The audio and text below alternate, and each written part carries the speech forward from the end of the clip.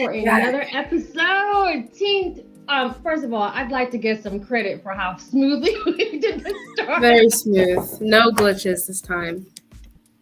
No glitches. So we're so excited. We are back for another Slice of Pie Teen Thursday. We have a very special guest. First of all, Bella, it's nice to see you. How you been? Busy. They piled on all this high school stuff. So I don't have time to be Yes, I understand. But it's not my fault, actually. No, it's not your fault. And we have Miss Marilyn Gilbert-Mitchell, who's going to talk to us. And first of all, thank you so much for doing this. I know that you have a crazy busy schedule. We are honored that you've joined us. Happy belated International Women's Day. Yes, likewise. Yes. Okay, women in business doing it. Thank you so much. This is a huge inspiration. You know what? It just struck me. It literally just struck me that here you are, and you are a positive influence in our community, and you're about to influence my daughter. So I appreciate that, because I'm just sitting here. It literally just hit me like, look at this Black excellence on this panel, y'all. I'm sorry, y'all. I'm sorry. So for those of y'all who are going to catch the replay, if you're on live or any of our extensions, please make sure you like, love, and share. If you're having issues on Facebook, I promise you I'm going to load the video later tonight, but you should have been here on YouTube. So come on over to YouTube. For those of y'all who are pinging me from Facebook now, just come on over to this community. All right, so we're really excited because what we're going to be doing today is talking to Marilyn about MGM College Services, which is the company that she is the CEO and founder. And so really briefly, just to give you like a headline, I love this. This is a tagline from her website, and I love it. And it says, "From college wishes to admission decisions and graduation signatures, helping students to reach their goals for college, career, and life." And I think as a mom, what really stood out for me, Marilyn, is the fact that you're covering multiple aspects: college, career, and life. I think a lot of times college prep consultants, they focus on one thing, one aspect. They get you in that college, but they forget that there's other things, that you're doing there. So I appreciate that. And so I'm going to turn over now and have Bella lead with her questions. All right. Alrighty. Well, our very first question of the night is, please, would you talk about your journey, like how you got to where you are? Now, you know that is a serious question. And when you are a seasoned woman like myself and your mother, that's a lot of years to cover, but I'll give you the edited version. Okay. So here it is. So I started teaching on the college level, and I kept getting students to say, I was best in my high school. I was number one in my high school. I won the award for this, that, and the other. And I was like, okay, that's beautiful. Okay, that's lovely. But we got some work to do right here. And my high school principal at the time, he recruited about 10 of us to go back to our high schools to rebuild our high school. I'm from Chicago. And so we left our other careers and went back to the high school, and we rebuilt it in a lot of ways. And it was a great experience. But what I found is, and not just at my high school, I've worked with school districts across 14 states. So this is not just a one school experience. But what I found is a pattern of students maybe wanting to talk about college or to investigate college. And then many times adults would steer students. Mm-hmm. Oh, well, your grades are not that good. So maybe you're not college material, or, oh, you have wonderful hair. You always look so beautiful. You always are so creative.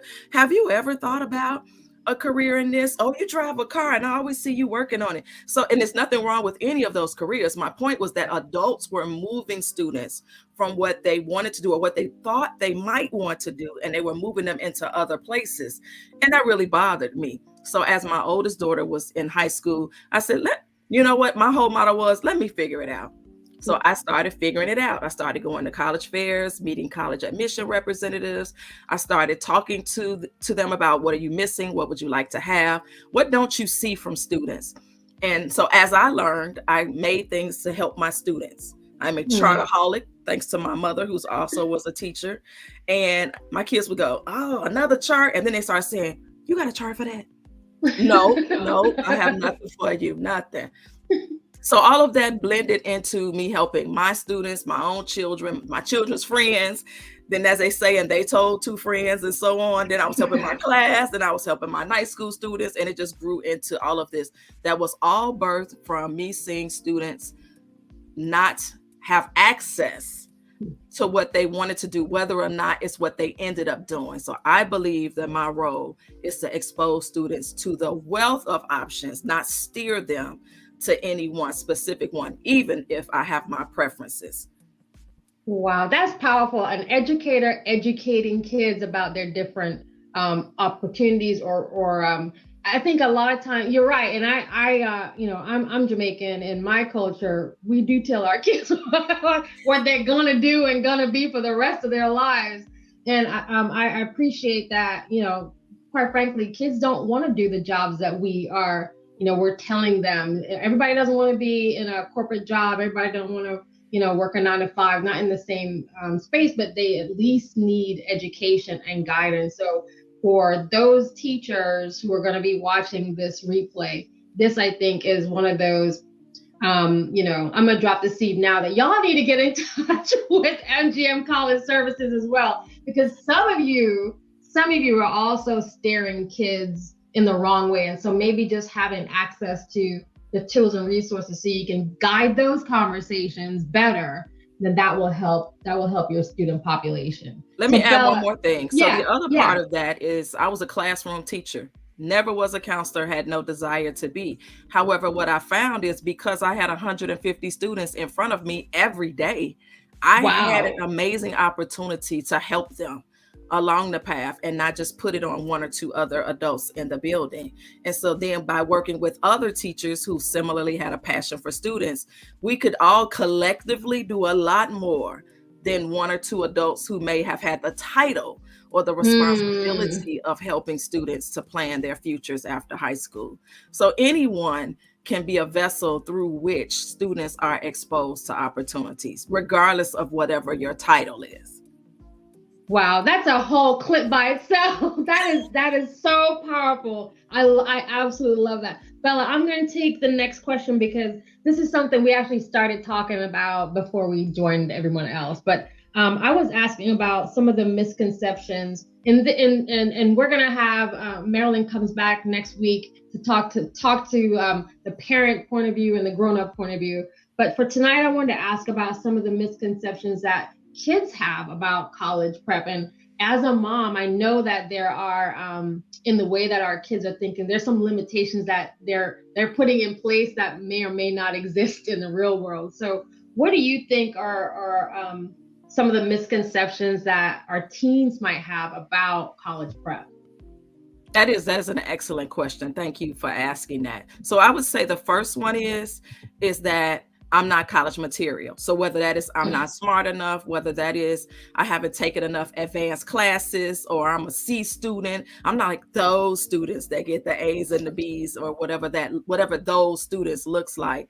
That's the biggest misconception, that you have to have the best grades or straight A's to go to college. And that's not true. I've seen students who had those in high school and went to college and didn't graduate. And then I've seen students who were C average students, and they went to college with the passion of, I have to graduate, right? I don't have extra money. I need to go ahead and get this done. And I'm going to keep going, even if I slow down or have to take a break for different reasons. So for me, the biggest misconception, is that they don't think they're college material. And that usually comes from outside people who maybe plant that seed. The second one is that I can't afford it. Yeah. So because I know the audience is teams, let me just say it. Yeah. Let me say it this way. The iPhone 14 is over $1,000. Yeah. What are the new shoes? I've looked at, I don't even want to mess up the names, but let me just say, whatever shoes Kanye West made, what are they called? Yes. Help me out, Isabella. Yes. Yeah. To me, those are not my shoes. I'm just telling you, but they are super expensive, right? Yes. I've been a Jordan fan because I'm from Chicago forever, and no shoes for a male student. That is a car note. So the point is, there are ways to afford things that are important to you. Now, we're not talking about whether college should be that expensive or any of Right. those things, because things that students want, they buy. Yeah. They get a payment plan, they get a hookup, they find a way to do it. And so college is the same way. You can find a way to pay for college without having that, but you have to be willing to do the work. That's applying for scholarships. That is writing the essays the students don't want to write. That is all of those things that require you to do the work in order to get the benefits. So the second one is that students believe they can't afford it. Now, no, if you pick a college that's $60,000 a year, and they are out there, then maybe you can afford that. Maybe you need to look at a college that's $20,000. But if you follow the lights and the March Madness and what you see on TV, it makes you want something that may not be in your best interest. And then the third thing is students may believe that if no one else has done it, then they can't. And when I say no one, I'm talking about your parents or someone in your immediate family. If maybe you're first generation college student, if you haven't seen it, you may really believe that it's not possible for you. That's not true as well. That may mean you have to create a support system before you get to college. That's why I work with students before senior year, before junior year, so that they can build these other pieces into place. And you may have to take more time, just like if you were taking a test. If it was easy for you, you may study 10 minutes and get an A. If it's harder for you, you may have to study 2 or 3 days, get a study partner, get a study buddy. You may have to come back to it, go online, ask the teacher for help after school. You may have to do all these other things that other students don't.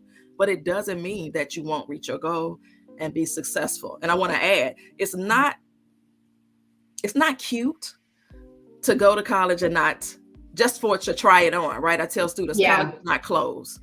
The average college is $35,000 per year. That is too much money. Say, let me try on college and put on these pants, one leg, another. Oh, I didn't like those pants. Let me take it back. You don't get a refund. Exactly. They don't say, oh, you didn't like this college? We're so sorry. We're going to give you all your money back. No, it doesn't work like that. So going into it with, if I go, my goal is to graduate. And if something happens along the way, that's life. Life is lifing. But my goal still is to go through the whole process and be prepared as much as possible. Wow, that is awesome. Thank you for that. Hey, Bella, I'll toss the next question to you. I stole her list, y'all. I'm sorry. So do you have any tools and tips for parents on how to navigate college prep conversations with their kids? So yes, I do. Thank you for asking that one. I don't know if the teens just cringed a little bit when you said that. You really want me to get my parent in the room? Yes, if you want to get your parent right now, that's fine. What I will say is, first of all, on my website, I have a page of resources, a page of scholarship sites that you can visit. Everything I share is not just about me. Let me start with that. I believe in using your resources. Use your resources. So some of it is my information, but some of them are reputable national organizations. So that is the first thing a parent could do, and a student, is to go look at the resources, go look through them, and then talk about what you see. So today, the teens who are watching, whether live or the replay, write your questions down, write what you heard, what you liked, what you wondered about. And then next week, when we have the parent version, the parents do the same thing, and then they get together and they have an open conversation, because the parent perspective is very different from the student's perspective. So I would say start there. And then secondly, I do have, if you go to my website, I have a link, and I will try to drop it in the chat before we finish. It is for parents to open conversations with their teens. Sometimes they don't know what to say or what to not answer, right? Yeah. Maybe it's not good for the parent to tell everything that you did when you went to college. That was before the internet, thank the Lord, before the internet and cell phone. So we may not need to tell the whole story, but we can tell pieces of the story, and not to the point of discouraging a student, because that was so long ago, right? We don't use an iPhone 2, even though I have one, because it was an older version. So we have to make sure we use our information as parents, not to deter students, but to say, this was my experience and it may not be your experience, but let's go through this together. That sounds like the workshops that you offer. Is that part of the package? Can you talk a little bit more about what are the packages that you offer as a part of your program? Absolutely. Thank you. So one is the 3-month college coaching program. So that is for students in grades 9 through 12. We work together for 3 months. We go through, yes, you have homework, right? You have to have homework. If I give you something to do, you have to actually do it if you want it to work. But I walk with students and parents together. I work with them together as a team. And we go through things together. And the 3 pillars are finding the best fit college, not the college that has all the hoopla and the rah-rah, but the best one for you. Finding colleges, learning how to pay for college. That's not a senior year activity. That's not a junior year activity. Scholarships start as early as kindergarten. And you could even get some before then. So it's not something, and I've seen students of color often start so much later. So late, yeah. So much later. And that goes back to what we talked about earlier. So if you need more assistance, more help, more support, you can't start later. You need to start earlier so that you can make those goals. I also offer a transition to college because it's not just about I graduated, let me go to college. There are so many things that students and parents, it's a transition for the whole family, for your siblings, for grandma and them, for the rest of the village. It is a transition. As an example, I've actually had seniors of mine who did not wash their own clothes. And I would say, oh, what are you going to do in 2 months? I'm going to bring my clothes home for my mother. Let me talk to your mother. Let me talk to mama right quick, and daddy and grandmama and whoever else. You need to learn how to wash your clothes. Students take for granted things that you have in your house where your parents are, but when you go away to college, it's all you. It's all you, boo. So how do you get prepared for that? So I have a whole series. It is a process of transitioning from high school to college. Again, the earlier you do it, the better, because you have time to put those things into place. So my college coaching program, 3 months, the transition from high school to college is 1. And then in the fall, I do a scholarship workshop, and I also do a college application workshop. Those are for seniors so that they are step-by-step prepared to apply for college and to have a better chance of getting accepted. So Bella, because we have Miss Marilyn here, right quick, cornered on this program. Come on, I'm with you. What are some of the things that you're thinking about, or misconceptions that you have about college prep? I think a lot of it is just like, so next year I'm taking 1 AP, and I think a lot of it is just thinking that like the colleges are going to look at your like 8th grade, 9th grade, 10th grade years. When they're going to look at some of the things, but they're not really like, they're not going to look at your grades when you're in 8th grade taking high school classes. And it's like, it's kind of just worrying more about the classes that you're taking right now, to prepare you for what you have to take, when you're older, when they're going to start looking more at like the classes, and also like not feeling the need to take higher level classes. Because a lot of times, this includes me, I like want to take classes that are above my grade level. But it's more important to I've learned that it's more important to take classes that you are going to succeed in more than it is to take classes that are like higher, because just so you can say you did it. They're not going to care that I took AP Gov in 9th grade. They're going to care whether or not I got an A in that class. Because if I got a C, if I got an A in like just regular US politics, they're gonna be like, oh, okay, she did really well in this class. Like, that's great, you know? But if I'm gonna have to disagree with you. I was gonna say, yeah. I'm sitting over here doing the chair dance. Like, okay, let's get some help. Yeah. So here's several things that you put in there. I will try to take a few of them. So one of the things you said is about 8th grade. So no, colleges are not looking at 8th grade. Yeah. They're looking at 9th, 10th, and 11th grade. When you apply to college, you will be applying in the best circumstance, you'll be applying in the fall of your senior year. So you'll have no senior grades. Your transcript won't have anything from senior year. You'll only have 9, 10, and 11. So that means students, you have to make sure you do your best starting in your 9th grade year, right? I hear students say, oh, I was just figuring out high school. I'm just, just trying it out and I'm gonna get it together by sophomore year. But depending on what you do freshman year, you may not recover, right? If you fail 4 classes your freshman year, 1, you have to take those over again on top of your other classes. And then 2, you could be so discouraged about what that has done to your GPA and other things that it may affect how you move forward from that point. So yes, they're not looking at the 8th grade. They're looking at 9 through 11 ideally, and maybe 9 through 12. The other part of that is it does matter about the rigor of your classes. So it is very good, especially if your school offers it. Now, colleges take into account if your high school did not offer any AP, then you're not expected to take AP and go to another school and do all of that.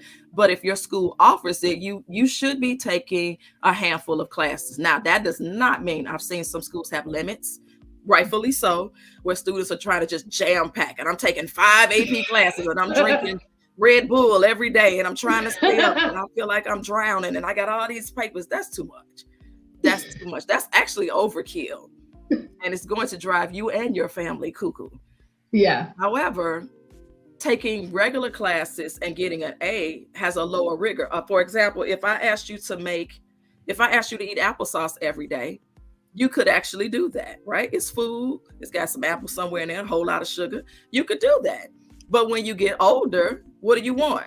I need some meat. I need some more food. I need something of more substance. Similarly, in high school, you can take some of those classes in your early time, but as you grow and mature and you academically develop, you want to take classes that are more rigorous because then you don't have to leap so high. Think about all regular college. All regular, some honor, some AP, then college. So if you don't push yourself to learn those extra skills, to get those extra abilities that you get in those higher classes, then when you go to college, it can be much more of a reach for you. That makes sense?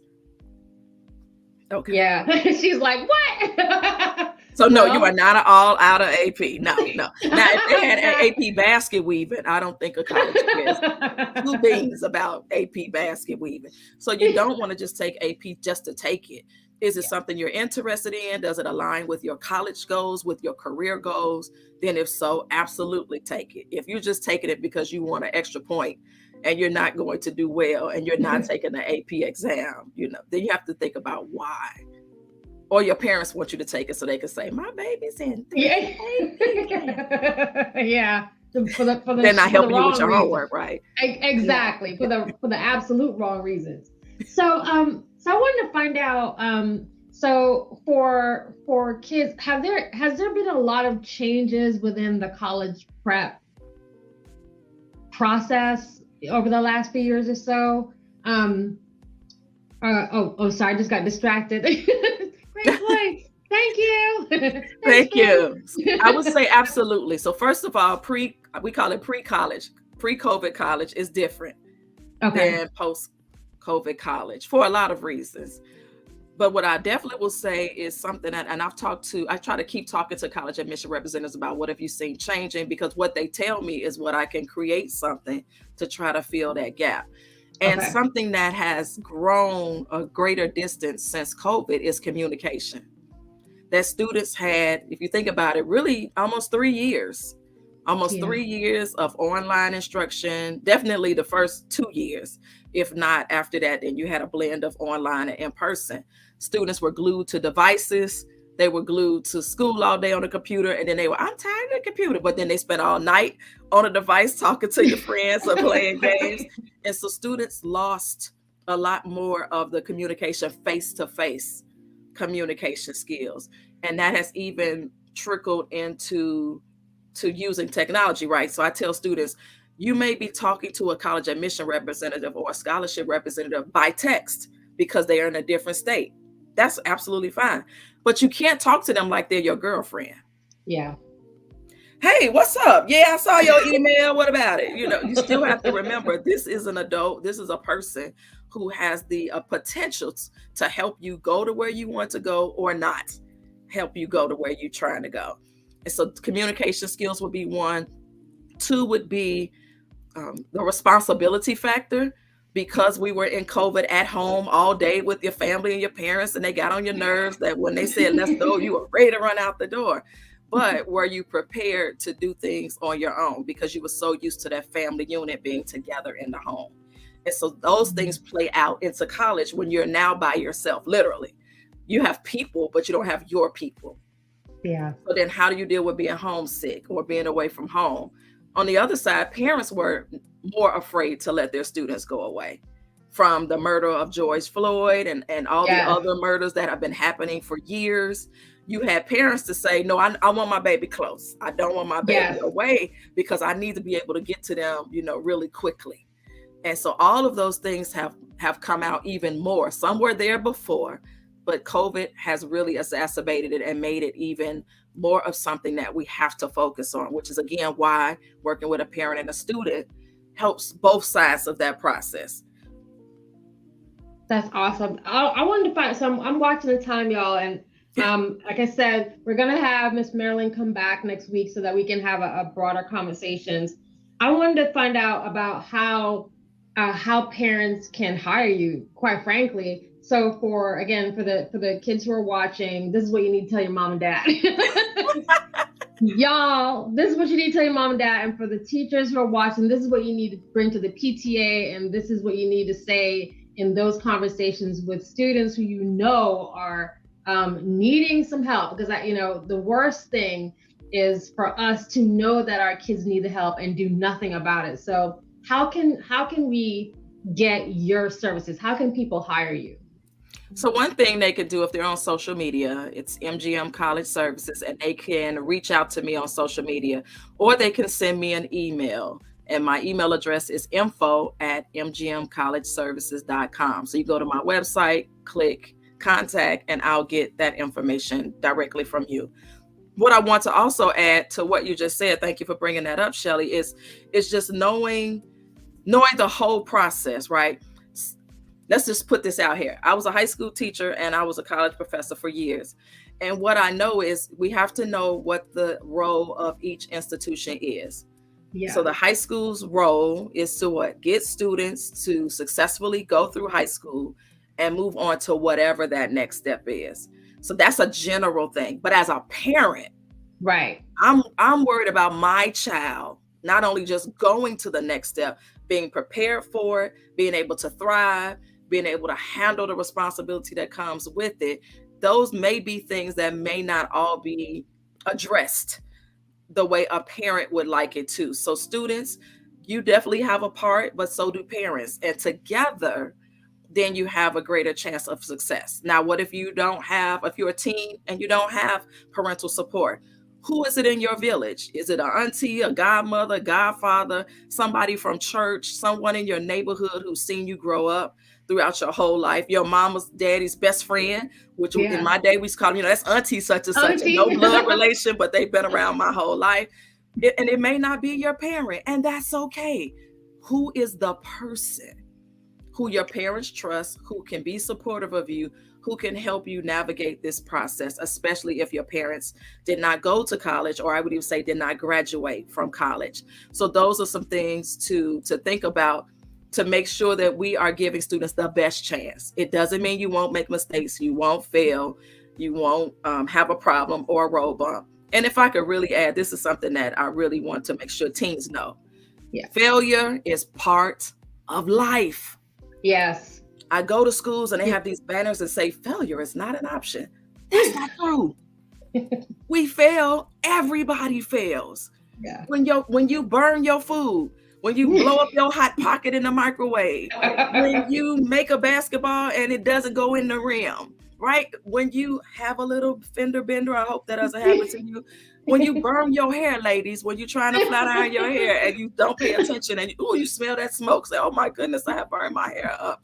We all fail at something. And it's not about if I fail, it's when I fail. Yeah. How do I get up from this? How do I rebound from this? I had a failure in my life just a day or two ago. And I could sit there and cry about it. I could be upset with myself, which I was. And then at some point I say, okay, God, what am I supposed to learn from this? How do I make sure it doesn't happen again? So that's not a high school skill. That's not an elementary school skill. That is a life skill. Wow, That's a life skill of how do I bounce back and reduce the number of mistakes that I make, but still keep moving forward. So that is an example of something that is not just about college or career. It's about life, which is why I put the three of those together. Wow, that is a perfect way to kind of wrap us up. And y'all, this is why I started with her site, because I knew this was going to bring it home. And this is why I said I truly respect what you do, because your heart is in this, and also because you genuinely care about your students' experience. And again, you know, where you land in college, how you make it into your career field, and how do you live a really good life. It is so evident in the way that you're serving your clients. And as a parent, I am grateful for that. We know we're going to be hooking up for some for real service because my daughter needs help and I'm going to get it to her. Okay. So I know, Bella. You said that Listen. so like she needs help, y'all.